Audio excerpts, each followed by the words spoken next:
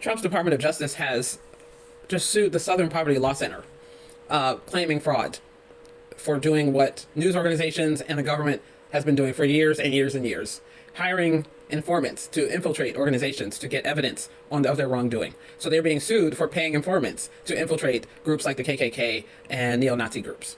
So they're basically weaponizing the Department of Justice to attack people who actually fight for the rights, civil rights of poor people and people who are disadvantaged, black people and non-white people in this country, or actually all people in this country. Unfortunately, the people who are targeted are usually black people and other non-white people. So it was founded in 1971, and they have won some serious cases. I'm going to read from my iPad to talk about a couple of the big cases that they've won.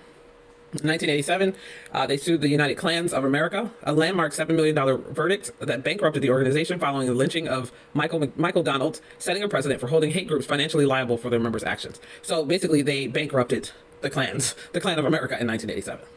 Neo-Nazi site liability in 2019, they secured over $14 million against a neo-Nazi website publisher for targeting Jewish women. Conversion therapy shut down in 2019 caused the dissolution of the Jewish Institute for Global Awareness, a group conducting fraudulent conversion therapy on gay youth. Alabama prison reform in 2017, a federal judge declared Alabama's prison mental health care system horrendously inadequate, following the SPLC's litigation requiring systemic changes. Driver's license suspension 2017, they successfully challenged Mississippi's practice of suspending licenses for non-payment of fines, resulting in the reinstatement of over 100,000 licenses. There's ongoing and recent litigation between 2021 and 2026, LGBTQ rights challenging Florida's laws restricting pronoun use for transgender teachers, immigration detention and challenge conditions for vulnerable individuals in ICE custody during the COVID-19 pandemic, anti-LGBTQ plus education, litigation targeting discriminatory school practice policies in Florida and other states as listed in the civil rights case docket.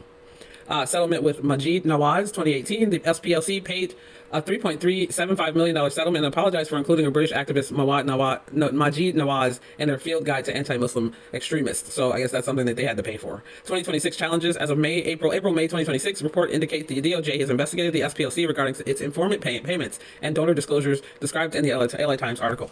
So make no mistake, they are targeting an organization that helps stop discrimination and claiming fraud because they paid for performance, which is what our government, the FBI, news organizations, and in their investigations, they do investigations, and sometimes you have to pay people to infiltrate and risk their lives to infiltrate these organizations.